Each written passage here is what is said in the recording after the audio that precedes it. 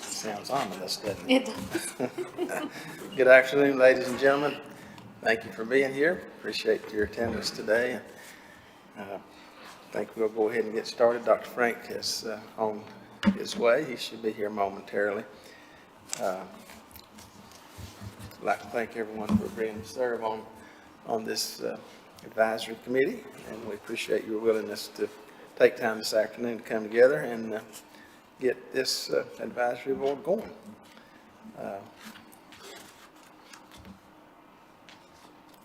We're going to have Pledge of Allegiance today and an invocation, and we'll begin the Pledge of Allegiance with Mr. Carswell. Johnny, thank you for being here, and Karen Russell. Karen, where's Karen?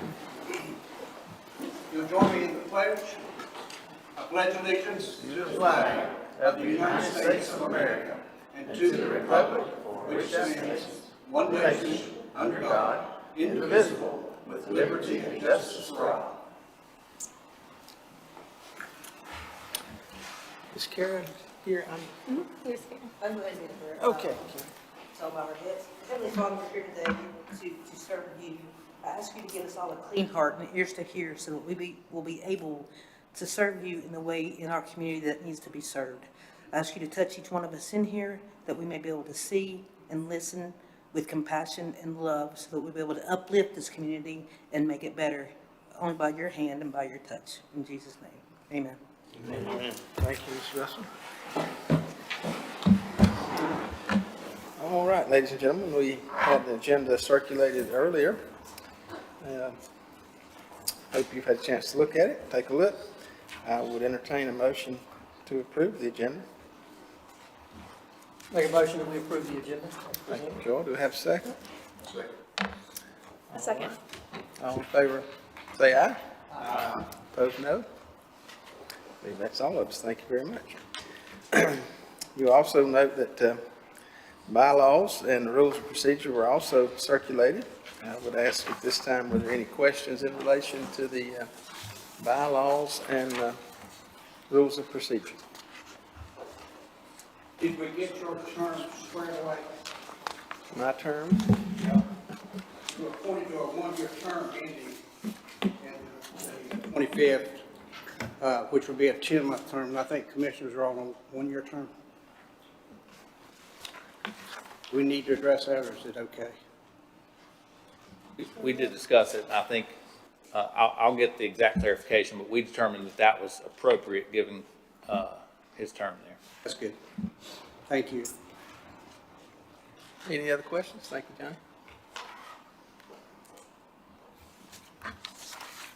All right, seeing here no other questions, I'll entertain a motion to accept the bylaws and the rules of procedure as presented. I'll make that motion, Jeff. Thank you, sir. Second? Second. All in favor, signify by saying aye. Aye. Opposed, no. I believe that's all of us. All right, this time we need to elect officers for this committee. We need to elect a chair, and I would at this time open the floor for nominations for chair of this advisory board.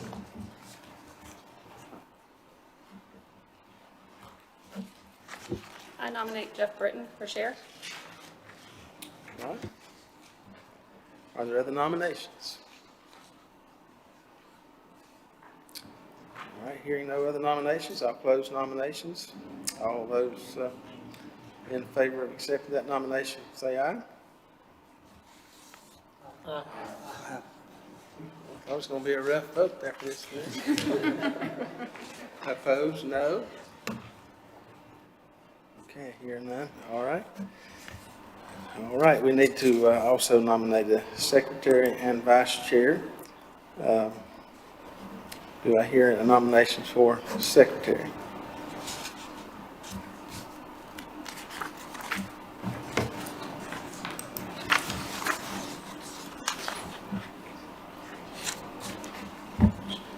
Do I hear a volunteer to be secretary?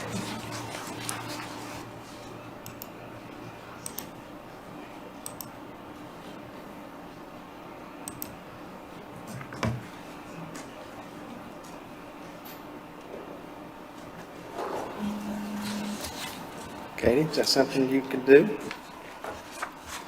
Me? Mm-hmm.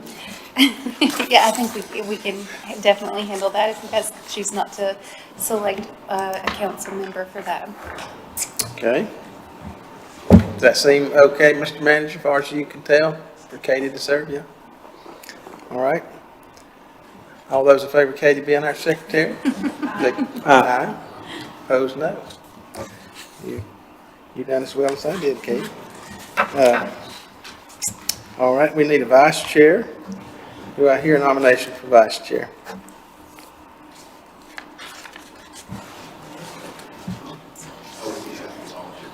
Okay, Dr. Frank? All those in favor of Dr. Frank being vice chair signify by saying aye. Aye. Opposed, no.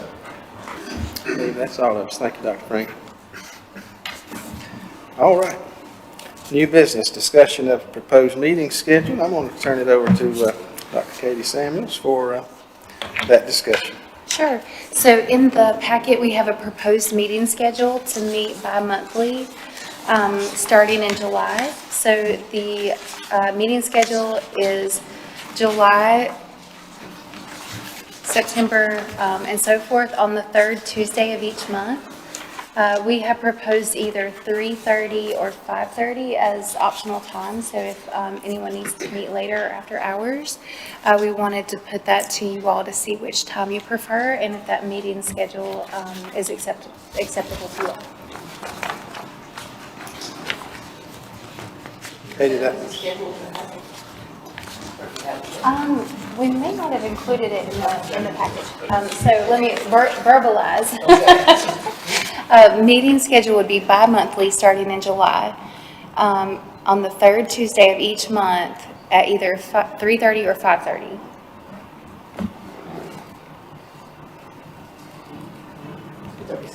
$3:30? That is on C, but it's, it just says 3:30. Okay. 3:30. Yeah, the rules of procedure have it at 3:30, but we were unsure at the board's discretion if maybe work schedules were challenging or if you preferred early or late. So we can, a motion to adopt the meeting schedule at 5:30 would also amend the rules of procedure. We'd change that, but just at the preference of you all, what time would you, if the third Tuesday is good every other month, and then at what time, and we can amend as necessary to do that. okay. I didn't hear very well. Did somebody say the third Tuesday at 3:30? Did I hear that? Yeah. Okay. Does that work for you, Sheriff? Let me ask you, turn your microphone on there. It might be okay just for everybody to go ahead and turn them on so we can hear. Thank you. Third. That works on this end. Yes. I'm good with it. Okay, thank you very much. All right, Katie? Didn't mean to take over your... Oh, no, that's all. So we have the resolution, if you'd like to vote on that for the meeting schedule. Okay. Then that would begin our meetings on the third Tuesday of July, every other month at 3:30. Do I hear a motion? I'll make that motion. Second? Second. All in favor say aye. Aye. No? Okay, I think that's all of us. So we've got our meeting schedule in order. Discussion on committee goals and purposes. I'll ask the county manager to lead that discussion.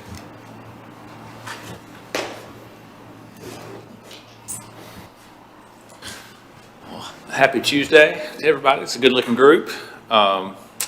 Thanks to Chairman and our board and all of you for representing your family or your organization or your skill in trade and craft. Time out 1 second, Brian. You guys can turn your microphone off. You'll be able to hear better when somebody else is talking. So.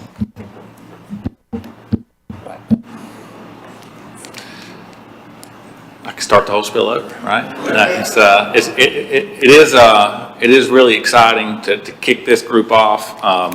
I think that back in really December, January, so I mean 6 or 7 months ago at this point, we took an evaluation of where we were as a county in managing our opioid settlement dollars, and presented a recommendation to the board that we really reset and try to be more intentional about crafting a community-driven vision and purpose. And I think part of that started with recruiting Dr. Samuels back, so we're super excited to have her back on the team. But then compiling and putting you all together, and I think that we have a good mix of skills and talents and backgrounds and perspectives. And, you know, someone as experienced as former Commissioner Carswell here that was on the original 555 committee that literally was the author of the Department of Justice settlement agreement, to folks that I met today, Mr. Douglas. So it's really, I think, a unique and a good mix, and I think that'll make us better. What I wanted to do was just share a little bit of information and data about, some of you may know this and could rehearse it in your sleep. For others, it may be brand new. And so I wanted to talk, as you've already seen, largely today's meeting, even though you just adopted a schedule starting in July for every other month, this group will meet in June and July and then begin every other month. And we met in June to get some of this administrative stuff out of the way. So that, because the point of the group is not to meet and adopt bylaws, it's to meet and develop strategies that can be presented to the Board of Commissioners to start investing in substance use and behavioral health disorders in Burke County. And I think our work's cut out for us. But, you know, I think it's an exciting time to get started. We all find purpose in this work.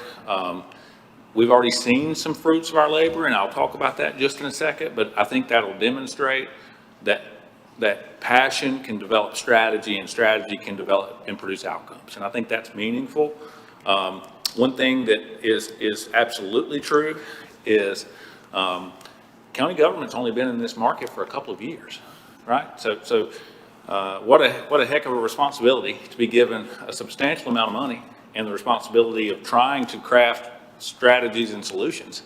But prior to 2021, county government didn't do this work, right? So I'm grateful that we can recruit folks like Dr. Samuels, that each of you are willing to offer your talent and advice. But this has to be, you know, work that's done really collectively and starting in the community. I mean, it just does. And I've learned a tremendous amount about it in my first few years being you know, around the work. And I've learned that folks who work in this area call it the space, working in this space. I find that fascinating.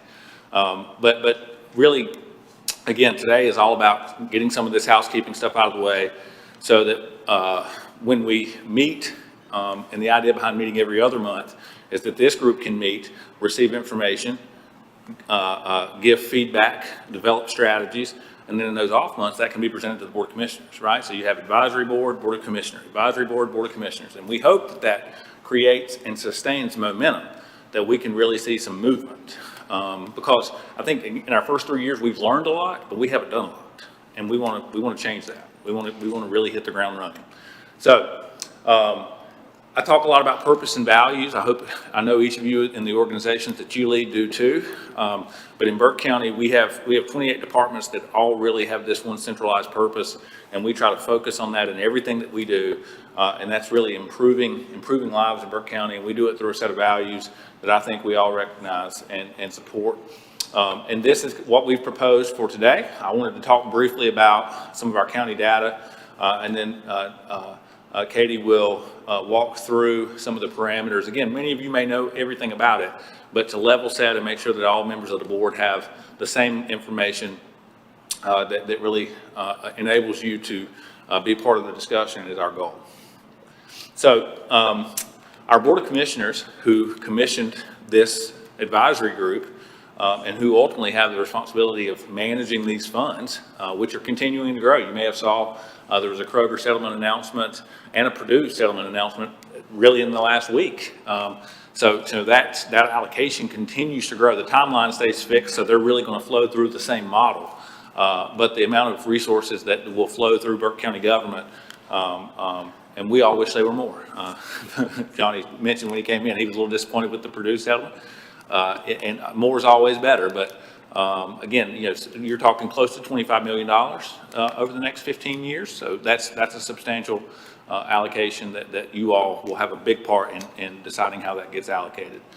We've tried to really zoom out and ask ourselves, what is it that we're trying to accomplish? How are we going to measure our success? When we're making recommendations to this group and putting strategies together, certainly that have to follow state legislative rules, but how are we trying to compartmentalize those? And on the Board of Commissioners strategic plan, the effective use of these funds is their goal, and we've narrowed that down into 3 very measurable components. Number one is we want to reduce fatalities, and I'm working backstream here, kind of up the river.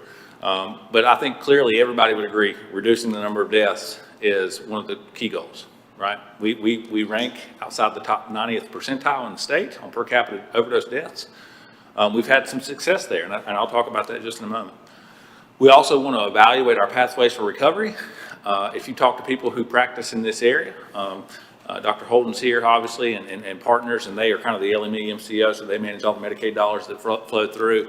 But whether, I've talked to a series of practitioners really over the last 6-8 months, and one thing that I hear is if someone wants to be in recovery in this community, it's a challenge because there's not a network of connectivity that provides that full gamut across the spectrum. And ultimately prevention, right? I mean, one of the key goals has to be let's reduce the number of folks who begin using. But if we have a prevention component, if we have a pathway for recovery for those who are ready, ultimately we are going to reduce overdose deaths. And if we can develop strategies that we can directly link to accomplishing those outcomes, I think that will be the directive that will tell us whether it's an effective strategy or not. So, what do we know about Burke County? When you look at, again, per capita overdose deaths, when you look at ER visits, we have data that suggests that we are really not in an ideal place. Again, this continues to grow, but this is a dashboard, and Katie will walk you guys through how to go see some of this data at a state level momentarily. But we know that $25 million and growing between now and the end of 2039 is the resource that we've been so fortunate to receive through hard work over the last, when was the 555 committee, Johnny? 2018, 19? Yeah. So it's taken a long time to get here, but now we have an opportunity to make a difference. A couple data points, and we'll send you guys this link. I'm going to ask the team in the back to kind of follow this link, but we are tracking every 911 call that goes for EMS dispatch through Burke County EMS that has overdose symptoms. So if someone calls and reports some type of overdose, we're tracking that and have been since 2022. So this is 3 years worth of data here. That creates a heat map. Ironically, the biggest circle there is the prison, and the next biggest circle is our jail. But if you exclude those, you can see this kind of trend about hovering within 5 miles off of I-40. And you can see, there's a very distinct pattern. Many of these addresses have multiple overdose calls to the same address. And you can see, like, for example, that one address has 6 calls. And you can go through and see what the patient demographic was, age, gender, what the call reference was, what the suspected overdose component, meaning fentanyl or some other type of substance use was. And the goal is to use this data in some way to develop predictive analytics that maybe allows us to do preemptive services in places that have high need. There's a particular spot there. That's the ones that have multiple calls. But there's a mobile home park in the I guess north on Highway 70 that's about 9 calls in the last few months. So it would make sense, I think, to maybe try to mobilize some services there. But that's something we'll forward you, just an example of some of the data that we've been trying to track and to utilize to help advance our strategic planning efforts. We'll back out of this. Katie can email you all that link and you can play around on it and see what you can notice. This is going back to January of 2022. These are the total number of EMS dispatch overdose calls, and that red line is the trend line. So what I would say is we have months that it's up and months that it's down, but the number of overdoses are essentially flat. Now, we've had a couple, here in May and June so far, even we're halfway through, it's been very positive, which is good news.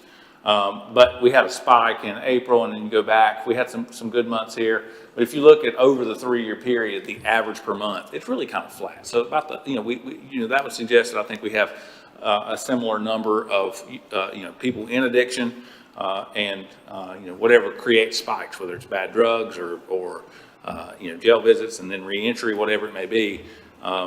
There's things that we are trying to learn so that we can be more informed. Here's other data that we just have based on that 911 data.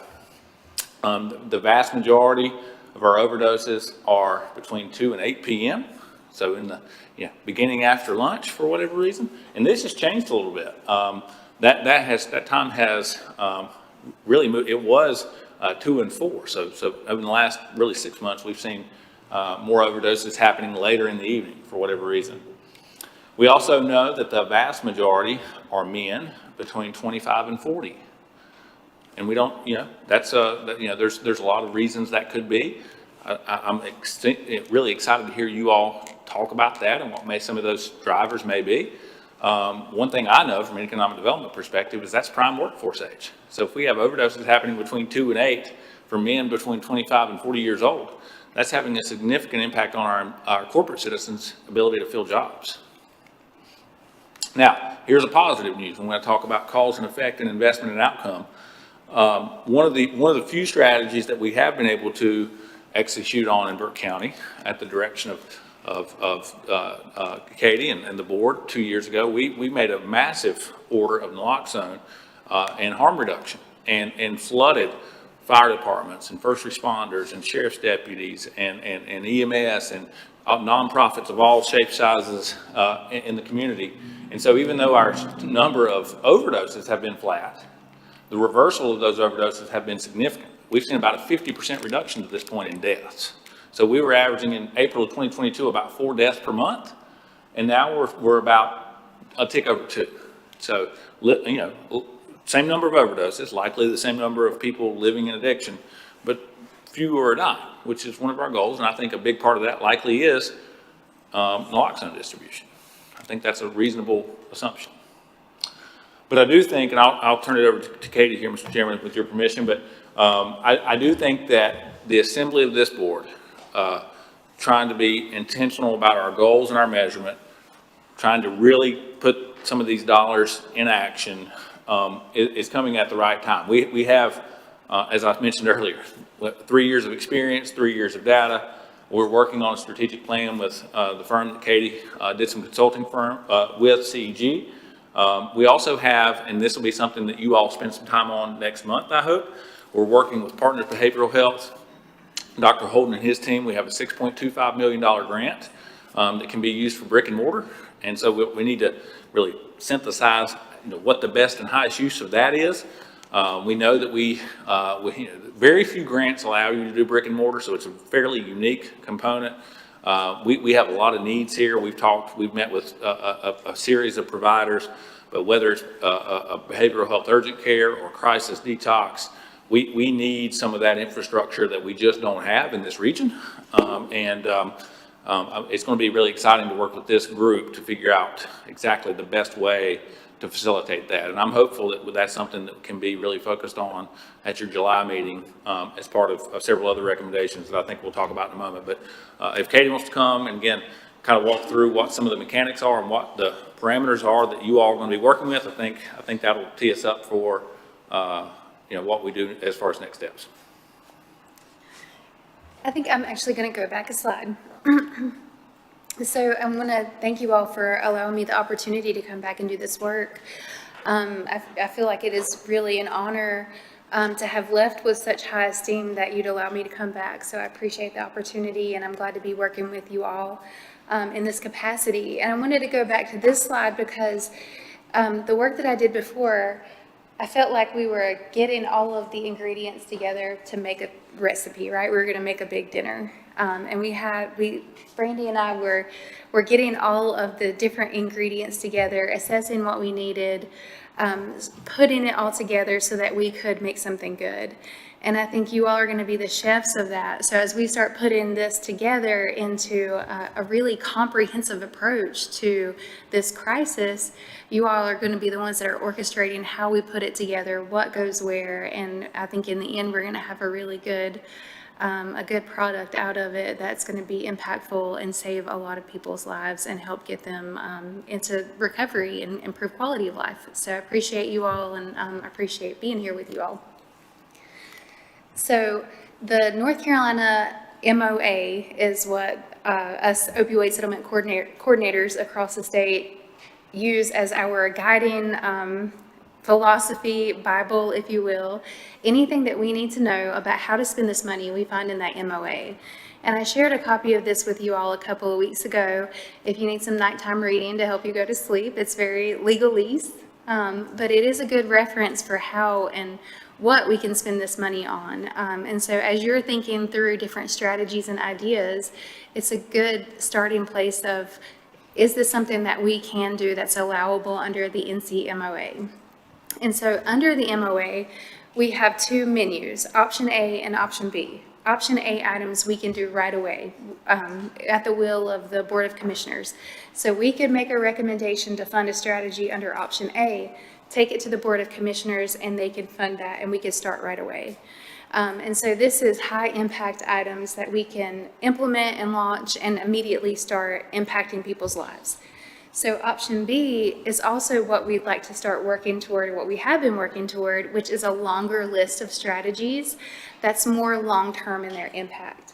And one of the highest or the most utilized strategies that I see under option B is prevention. So we can't actually do any prevention strategies until we unlock option B. And another component that we may want to look at as we're doing the strategic planning process is workforce development and training, and how do we build that infrastructure out around substance use disorder for the long term. So in the previous slide, when it talked about CEG and the strategic plan, CEG was the consultants that we hired to help do the strategic plan. And so we had made it through about halfway of the deliverables, if you will, of what we needed to make a strategic plan to unlock option B. And so the second half of that process is actually deciding on priorities, developing recommendations. So we're simultaneously doing option A and option B as we look at recommendations and look at the short term and the long term. So eventually we would like to be able to unlock option B items, create a long-term strategic plan, and have recommendations inside that best fit the needs of the community. So the memorandum of agreement, these are the Exhibit A, Option A strategies. So you can see those 12. And we actually also just released an RFP Friday. So this is asking for proposals from organizations that serve individuals in Burke County to put in a proposal about what can they expand capacity in or launch under these items in the county. So what we would like to do is get some responses to that and bring those proposals to you all for review in July. So we're hoping that we can get some engagement and buy-in from our providers about what can we do and what should we do with some of this funding to grow our provider network here in the county. And so far we have the strategies that we have already funded. We've funded collaborative strategic planning, which covers myself and Brandy and some of the other strategic planning work that we've done. It covers our peers Partnering for Excellence, which is our peer support network, where we're building and engaging people that are living and working in the field with eyes on what's happening in the community, to be able to get recommendations from our group of like, what do we need to do that has the most impact on the people that we're serving. We also have naloxone distribution, and I get to be the public speaker a lot of times, so I get to be the face of this work. But let me tell you, this right here, Brandy, she's the hero behind the naloxone distribution. She's gone out to almost every school and trained people in every school in this county to have naloxone on hand. She goes wherever she is needed to deliver it. She is the face of Narcan.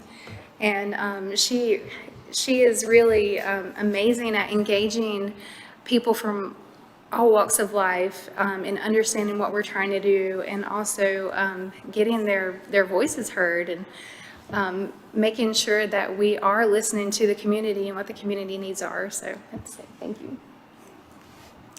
And then last, we are also currently funding our recovery court.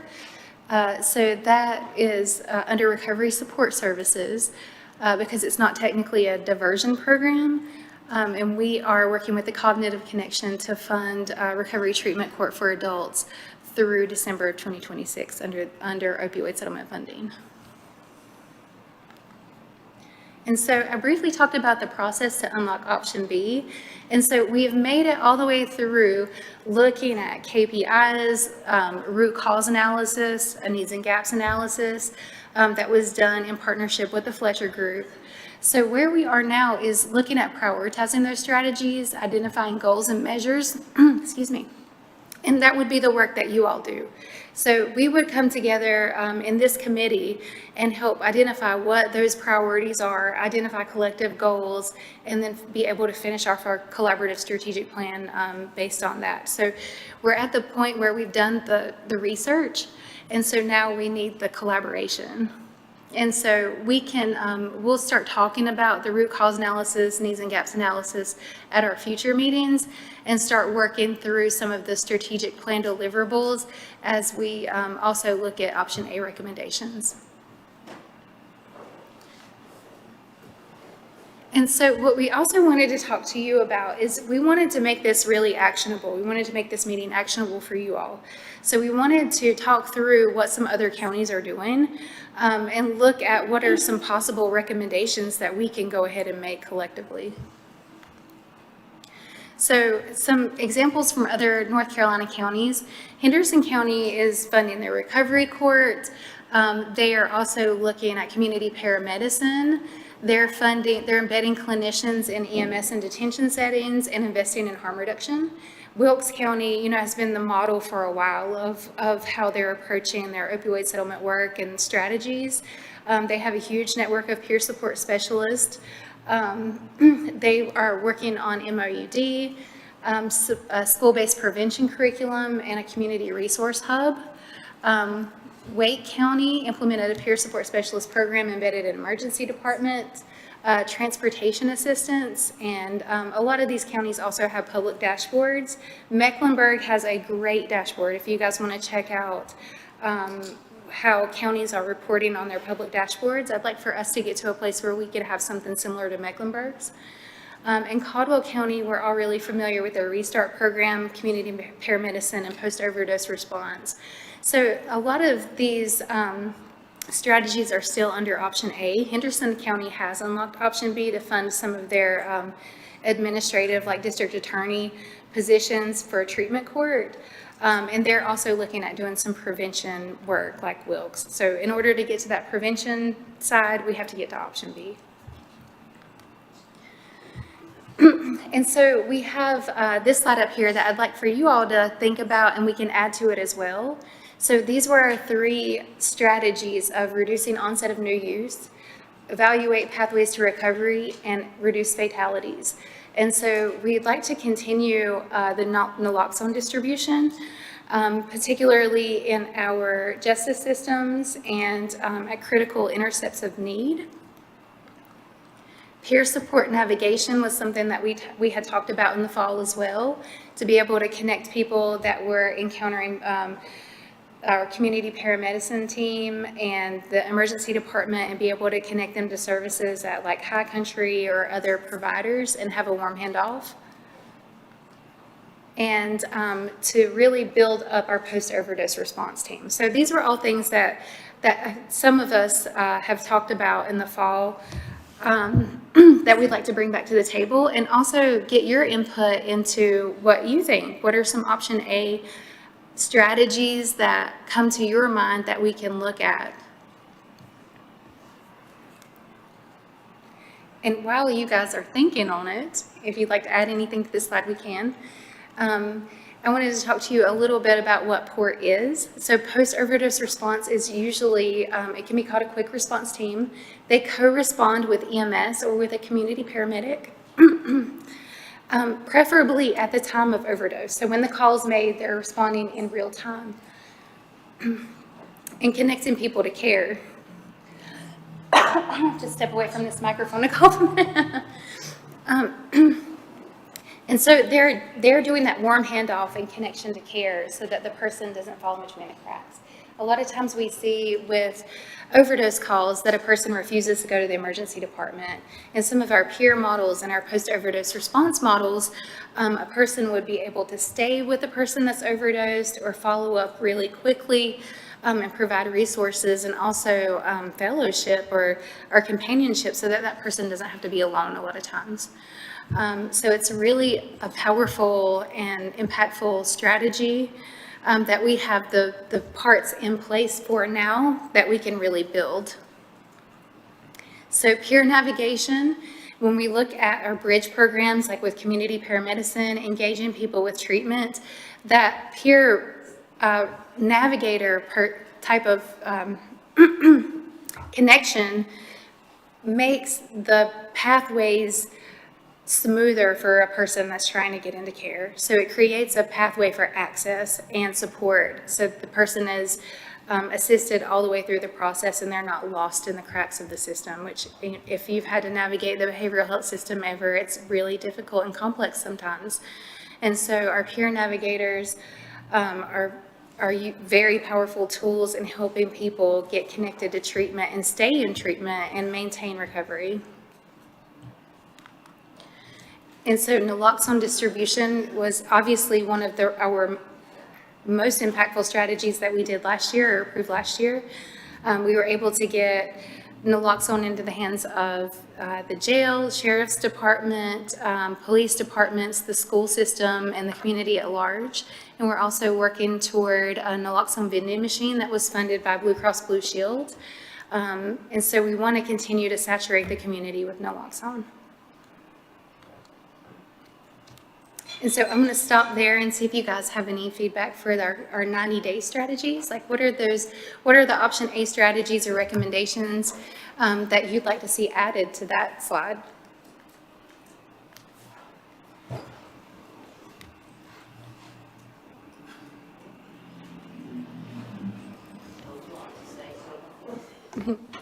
I think you're spot on with the post-overdose response team. I know we don't have one here, but I see it happen because I support our EMS to make sure that either somebody's fed after overdose or make sure somebody's still getting support. Because we don't have a port team now, they will call and say, can you just go check on? So I think that's cool.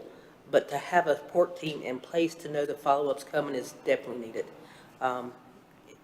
It would save a lot of lives because a lot of times if somebody ODs and we know the next day, if somebody doesn't go check, we've done it again. You know, so having a post-overdose response team is very important. Peer navigation is on top of it. I do a lot of trainings here, and I talk a lot about that, how to support somebody that has OD'd or dealing with dual diagnosis, and having a navigator to follow somebody through so they just don't feel alone. You know, because sometimes I can get somebody to go to the doctor, but I can get them to the door. If I don't walk through with them, then they don't walk through. So having a navigator for that is very important. I'll stop there. Can I ask a question? So, the port teams, is that a Medicaid billable service? Do we know? I know that peer navigation is a Medicaid billable service. Do we know if post-overdose response is a Medicaid billable service? I think it depends. I'm not sure about like the uninsured individuals. I'm so sorry. And the more I talk, the drier it gets. Okay. I mean, I know that there might be like IPRS funding for state-funded individuals that do not have Medicaid. Right. I'm just curious because if it is a Medicaid billable service, I would hate to dwindle the funds that we have just for the long term. I'm just for sustainability We have purposes. two major providers who are both shaking their heads this way, so you guys are saying no. that's not the Post-overdose case. response is not a Medicaid billable service? No, it's a community paramedic service, but it's not covered. But what So they can't about, bill? what about peer navigation? That is. That is Medicaid billable And service? Services are. Peer services are, but they're also very expensive to fund through the current state and Medicaid definitions, so there's that. Isn't it accurate to say, even though the action of a post-overdose response to check in on someone may not be available, but if while the medic's there, they do something in a patient care realm, that part would be billable. If it's not ICD-10 code, it's billable service for us. And we do in-house EMS billing and do it pretty well. So there may be components that are billable, right? So. I was just curious for sustainability purposes. And then second, I know DARE was removed, but it's my understanding DARE has been replaced with maybe a better program in some areas. People are using a different program. Can we look into those for the reduced onset of new use? Because I know of individuals in third grade classrooms that are passing things around right now. So is there any way to bring DARE back into our elementary schools?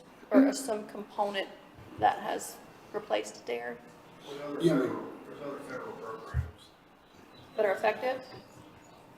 You'd have to evaluate them, but there are other options. It's really programs that work recovery are taking in now into the schools. I mean, because they have programs in the school already, right? What is it? They're certified life skills teaching programs there, and they're for second grade and up. And they're evidence-based programs, and they have very high efficacy rates. It's the schools that we have to convince to let us come here and teach them, because they're like 45 minutes and 12-week programs. You have to come in once a week for 45 to 60 minutes, 12 weeks in a row to teach them in their fidelity. So it's bigger than just saying, hey, we've got this, can we come do it? You have to convince the school system to allow you to come in and do it from second grade through 12th grade, and then have those folks certified to teach those programs. But they are there. Where's the authority to The school board. school board? No. And that likely also would be prevention, which means we have to get full option B. Yeah. And then I'm just going to ask this question because I know that the public probably wants it asked. So it's the reduced onset of new use. I know we're trying to get to option B for prevention. I know there's a lot of talk about there's just nothing to do around here.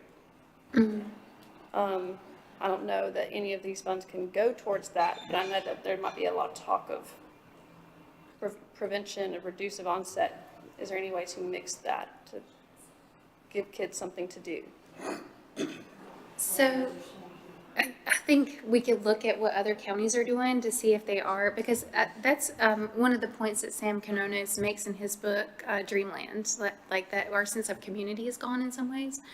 And, that we're getting a lot of feedback, even in the child system of care collaboratives, that youth and parents want more things to do for their kids. So I think it's something that we can evaluate what other counties are doing and how they're fitting it into what strategy. I've seen a lot of counties look at early intervention in place of prevention, like how can we start doing some of that early intervention work until we can get to option B items, and some of those life skills classes and things like that could fit into early intervention. But I think it's definitely something that we can and should look into as far as like things to do or activities or engagement outside of,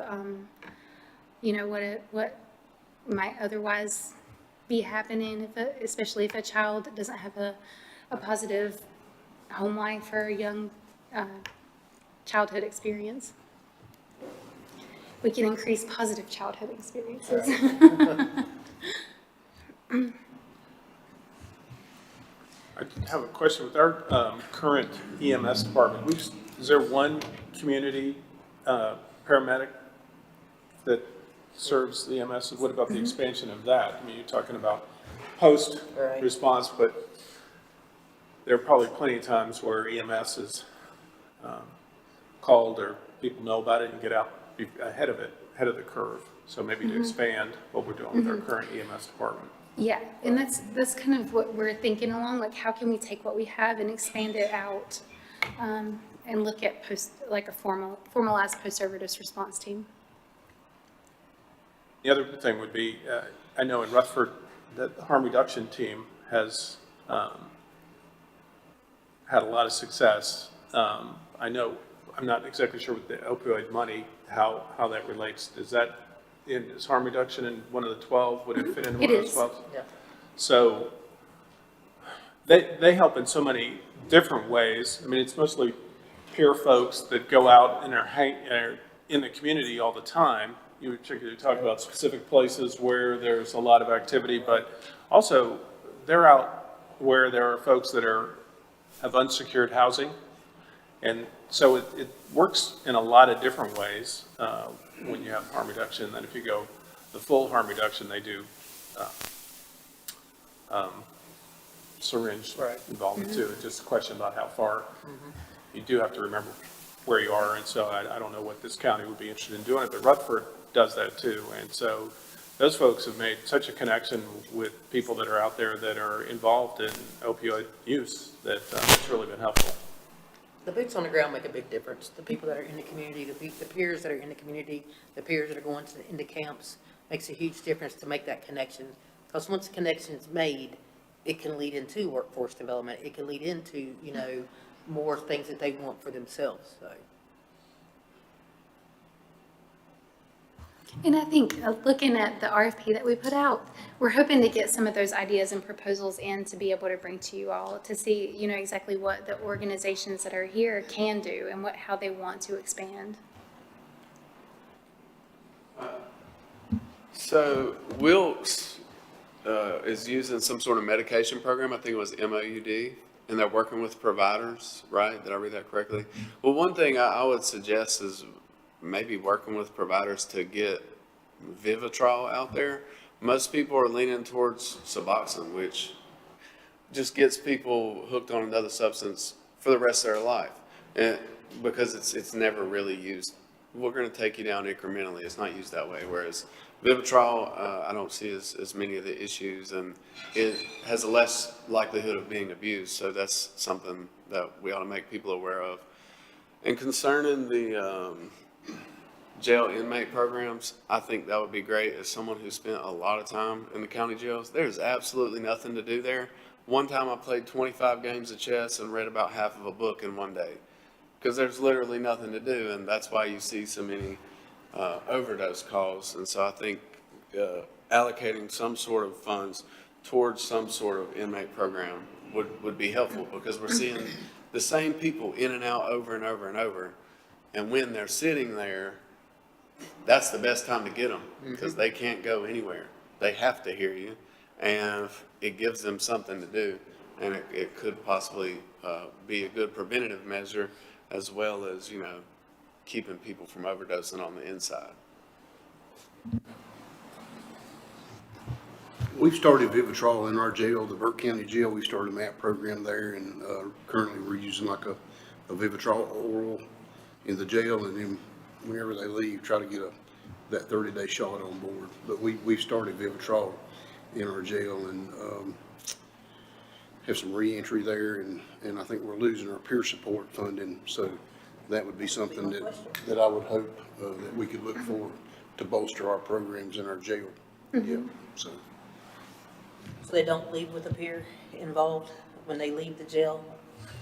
I think we're losing that funding for peer support in our jail, yeah. Yeah. Where was the funding coming from, sir? Talking about it. We're not losing here in the jail that I'm aware of. I was told we were losing peer support. Yeah. So do they follow along, or do they, after they're out, your peers? Okay. Is there any programs within the jails that have maybe a peer or somebody meeting with them? Because, I mean, when I was in there, we weren't even having like church services or anything like that, and I think that would be highly beneficial. We do have some clergy that comes by, and we have some peer support there now. Okay. Is there, well, maybe we can talk afterwards about that, because I would be interested in doing a little work like that. Are there AA and NA meetings happening in the jails? I'm not sure. So Probably Is that not. allowed? just so you know, since the county budget was passed last night, that Catawba Valley Healthcare provides a group of 3, are they, that are in the Burke jail, and one of them's a peer support person, and they're working with substance use issues. And also Partners has a reentry team where they have a peer that's working with Burke County too. So I think there's some more there. Now, are they there bringing the folks that are there through their day to keep them from being bored? No, but there are other supports that are there. Right.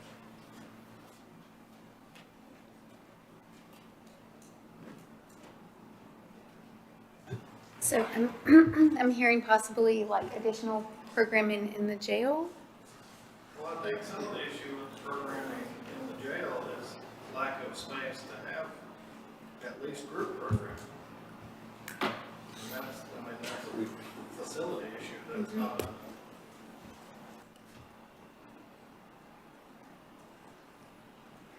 We do not have a multi-purpose room there. We'll make a note of that as something that we can look at strategies for in the future. And if you guys want to meet and talk about the ideas that you have, we can keep talking through that, what that might look like.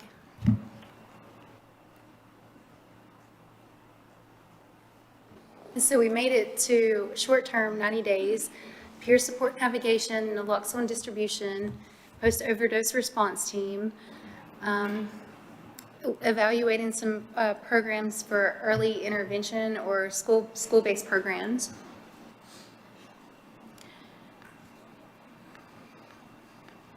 And then for our midterm strategies, what do you guys see this looking like in 180 days? What would you like to see happen in the midterm? Did they say anything about the peers being in the ER, in the hospital?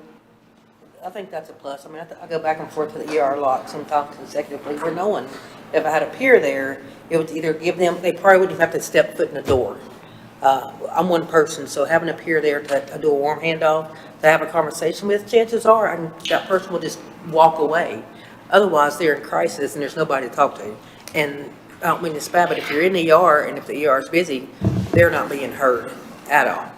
They're just being judged the whole time they're there.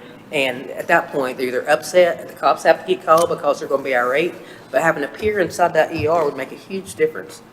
So whether they have to stay in there or less, especially if they're getting discharged also. You know, having a B-Hug, I think they talked about that up in Asheville, that it's right across the street from the ER. So people from the B-Hug are able to walk over there, support somebody, and then bring them back and give them the support they need without even having to affect the ER. A lot of money saved. So while I think it's great, and we do have social work in the emergency department, I think the place that I would invest the money is the post-opioid response team. For sure. And trying to not have them wind up in the emergency department. And I know Brandy can tell us a lot of stories of not wanting that to be the place that you're getting care. I just, I don't think you're getting what you're hoping for once you got to that point. Right.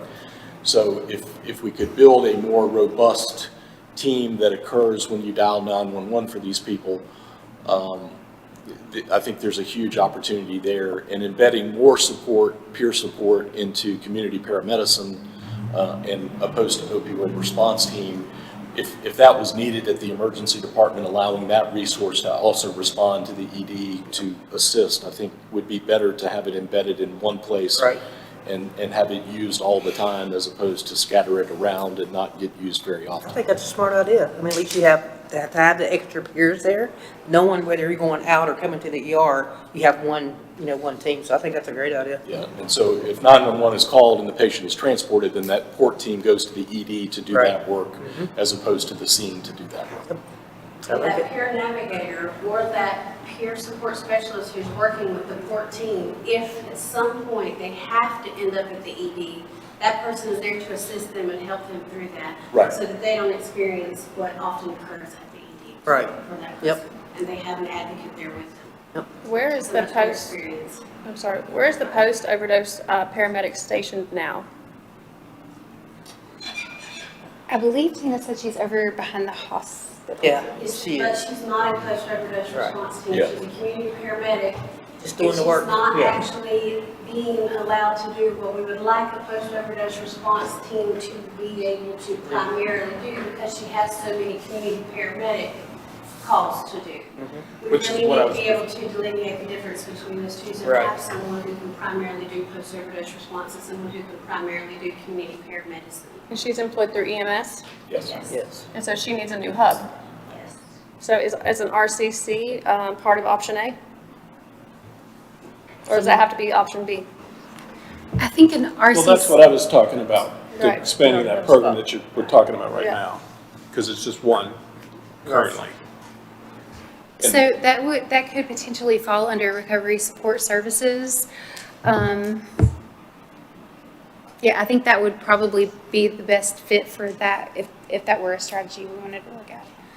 And funding-wise, Brian, correct me if I'm wrong, but the community paramedic is funded out of EMS's budget currently for all of the community paramedicine needs, not specifically Port. But again, it's a good place for that to be. So again, if we're going to fund it, it's probably better to fund it to EMS and let them, again, as a 24/7, 365 kind of service, figure out how do we try to shoot for that goal of 24/7, 365 availability of community paramedicine / Port team. The other thing that we had talked about last year was being able to do field induction with the community paramedic team. And that would be something that we would really need to make a more robust. So again, it needs to be 24/7, 365. If you can't do that to start with, do what you can. But again, the protocols are ready and available to do any of that work. It just needs. You said the protocol is ready and available to EMS? So EMS can keep that and we can like collaboratively and join that with an RCC and maybe hub them there? What is RCC? So, Recovery Community Center? so she already comes out to the RCC. She has a house built inside of it because unfortunately, she serves a lot of people in our community, in our area. So we've given her her own office, we've given her all the supplies she needs, and plus she has her own stuff. A lot of times she doesn't come out, every once in a while, she's not the first person there if we have her overdose. It's usually the law enforcement that shows up first, and then the ambulance that comes up. Can't never get them in there. But she's always follows up after the overdose. If they don't go, then Tina will definitely pop in and say, okay, let's check in and see what's going on, what needs to happen, you know. But she works regular hours, right? Yeah, she does. Like 8 to 5. Yeah, she's having to make a phone Yeah. call hoping she can get there, because she's So the only one 24/7 person. is very important. Right. Yeah, so if, again, it was, as Brian showed us, between 2 and 8 p.m. and, Right. it's males between that age. And But definitely a new hub, like she would need, a Port team would need a lot more space than office area. We got a lot more space. Got a whole brand new building. I'll just add that post-overdose response is something that she's been asked to do and has done, but it's not in any way part of her job scope. The community paramedicine program was started here my first budget, because we didn't have one. And we had a lot of very acute transport type things. We have 9 911 trucks to cover 503 square miles. We do 21,000 calls per year. And there were a lot of habitual 911 callers and a lot of elderly folks that just their blood sugar drops, and that's tying up a 911 truck for 2 hours, and our emergency response time was 35% higher than benchmark industry averages. So we added a community paramedic funded from general fund taxpayer dollars, not opioid settlement dollars, just to deal with those, those calls that need some attention, patient care potentially, but not transport. And then somehow Tina gravitated towards the post-overdose response, which is good work and needed work. But if we're going to do post-overdose response, which I think we all think is evidence-based and good practice, it needs to be 24/7, 365. One person can't do it. It's got to be a team. I think embedding it in EMS, from my opinion, makes the most sense, because there's already communication infrastructure and command infrastructure and 911 protocol. So it's a hit the ground running placement, but it's a very different component than community paramedic. It's not the same in any way. Community paramedic is a 911 tool for patient care. Post-overdose response is an after the overdose effect to make sure someone gets into care in the appropriate way. So if that's a strategy this board wants to fund, I think the direction to Katie would be build a model that we can consider funding and bring it back to us in July. again, like I said, the protocols exist, and I am also the Burke County EMS Medical Director, which I completely support 100% of doing MOUD in the field. So it's Since you're the director, are you aware, like, I think, didn't we just build a new EMS, or it's being built? being built, Can, right? Q1 26. can it sustain a port team at the new building? If the question is, can 3 or 4 additional people be housed out of there? Yes, of course. Okay.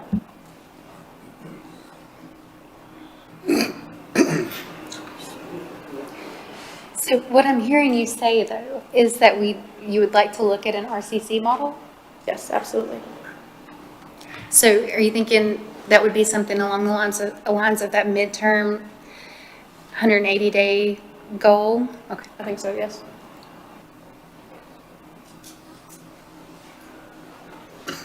And then our long-term plans go back to that capital grant that we have to actually build a brick and mortar recovery center. And we can add to these too, especially as we start going through the strategic plan and creating that long-term spending plan for opioids. And also, so here are some helpful links and resources. The NC Core website, you can go on their ncopioidsettlement.org and look at local spending plans, and you can click on any county in the state and see what strategies they're funding. And you can see which counties have also unlocked option B. I think we're up to 13 now, and which of the option B strategies that they're supporting. So it's a neat way to look and see across the state what other counties are doing, and if what we're doing fits in with that, especially with some comparison counties like Caldwell and Wilkes. And then if you want to see the national settlement agreement, you can go on the nationalopioidsettlement.com, and the NCACC has a lot of great resources. They also have office hours with their opioid settlement technical assistance team that anybody can join, I think, once a month and ask questions. So a lot of times I like to go and listen in on that, or I used to about a year ago, and see what questions other county coordinators are asking and what they're looking at funding. And it helps us also to align our strategies with other counties, so we know what infrastructure we need to build also to support the work across the state. And so our last slide is an action item here. So what we're asking from you all is to approve a motion, or if you want to take over this slide. Well, I think generally, we tried to propose some strategies today, like post-overdose response, like peer navigation, like additional naloxone distribution, and make sure you all had the appropriate data. But the question would be, are these strategies that this board supports? If you do support them, we would ask that you give direction to the team to go back and build some funding models to bring back to you in July, for you to vote on in July. And if you approve them in July, that would go to the Board of Commissioners in August for final approval. But if they're not strategies that you support, then we wouldn't go through the process of building those models. So I think that's what we're trying to facilitate, Mr. Chairman, is this board want to give direction to staff to pursue these 3 or more strategies. These 3 we feel like we can have back to you in July. If they're more complicated or additional models that the board wants to talk about, we'll consider those and do our very best. But as Dr. Frank said, not only the medical protocol and all those type things are in place, we feel like we could facilitate these in a very, very quick turnaround, and wanted to have you all give some direction or not. Mr. Chairman, I'd like to make a motion that they further investigate those 3 options and bring back to the July meeting some opportunities for us to pursue and take to the commissioners. Thank you, Dr. Frank. Do I hear a second to that motion? Second. Second, all in favor say aye. Aye. Opposed, no. I think that's all of us. Katie, you've got some work to do. Yep, I sure do. I appreciate it. I think that's the end of our slide, so it's back to you. All right, thank you very much. I think this has been a good start to get us moving quickly, and give Katie and her folks some opportunity to start thinking. And as she has mentioned several times, And as the manager mentioned, the folks at Partners have got some brick and mortar money, and that's something that we can also begin rolling around in our heads about how we can use that to back up all these strategies that we're thinking about. So, any other comments today before we adjourn? Mr. Manager, anything on your mind that we have overlooked? I appreciate everyone's time. I thought it was an efficient, well-run first meeting.